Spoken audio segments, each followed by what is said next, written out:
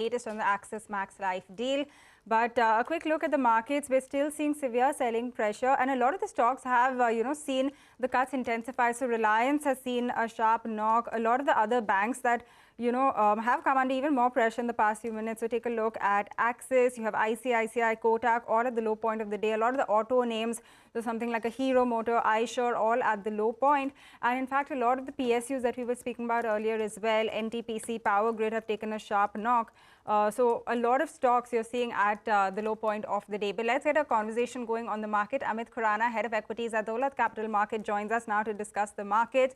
Amit, good morning and thanks for joining us. This is Pavitra. You know, this entire past few days or this entire year, we have been talking about how there's been a little bit of a turn, right? We've been seeing a lot of volatility, of course, but we're also underperforming a lot of the bigger global markets. How do you read this? Do you think this is something that is likely to sustain, especially in the wake of what's going on in China and that entire reopening trade playing out there as well? Well, yeah, thanks, Pavitra. Glad to be here. So I think India market very clearly was an outlier last year. We were probably one of the rarest of the markets which finished in positive territory, even if to the extent of 4% odd versus others going down by 15, 20, 30%. So I'm not surprised by the way the India relative performance is working out. In fact, we believe you could see that evolving further, and at least the first quarter or maybe a couple of quarters, we could be in a very, very tight range with no clear direction for India at large. But I guess that may also be the situation for largely the global markets, because right now the narrative seems to be recession and a declining inflation. If that does work out to be the case, then we guess that markets will probably take its own time trying to decipher new data points, and especially the commentary from central banks. And then, of course, the corporate commentary that we get to hear in the earnings season. So it's a nowhere going market, so to say. And we guess that could be the situation. We will have to spend at least a few months. Okay, Rahul Sharma of JM Financial is also with us. Rahul, technically, how do you think the index is positioned? Because a lot of levels are getting, broken on the downside. You think the December lows is something that can hold, or is it just a matter of time before it gets taken out? Yeah, hi, very good morning. So, yes, everybody wants to get out of this rut, and broadly the range being 17,800, 17,775 on the downside and 18,300 on the upside. Now, looking at the way markets have given up today, this is probably the fifth or sixth attempt that we are trying to break this key support area. And if it happens, the good thing is the momentum will be back into the market, at least on one side, which is downside. And we may see the Nifty heading towards the 200-day exponential moving average, which is approximately around the 7550 mark. So my sense is I would be happy that if it happens, so that at least the range-bound choppy nature of the market at least gets us through. But the silver lining is there is leadership emerging from some of the sectors. So until the last few days, it was metals. Now capital goods have started showing strength.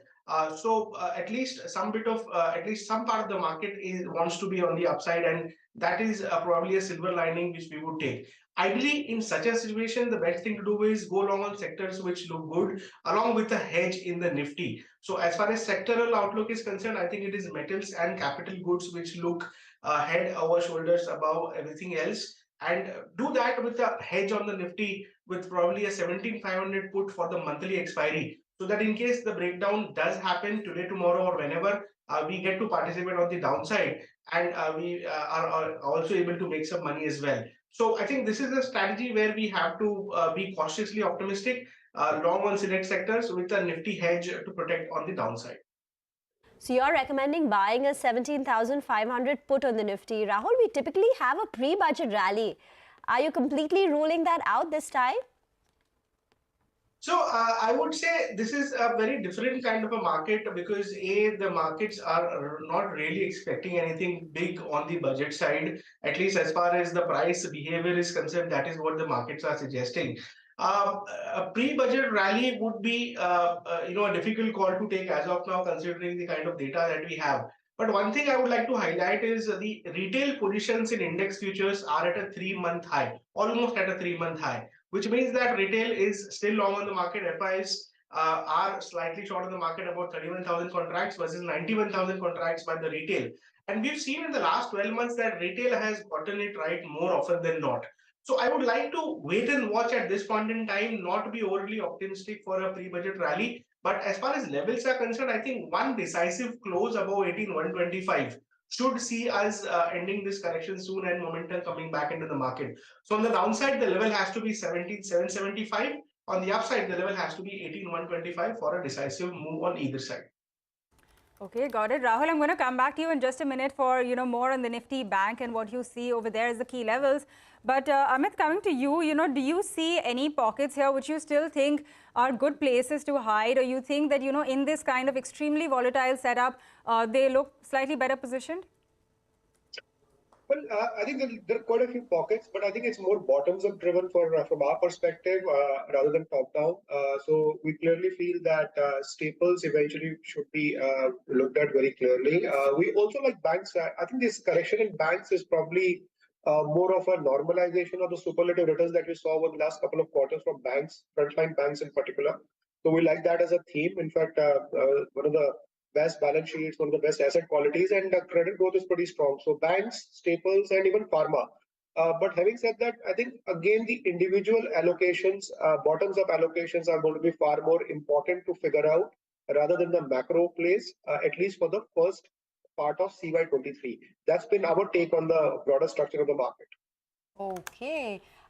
Any sectors that you would avoid entirely?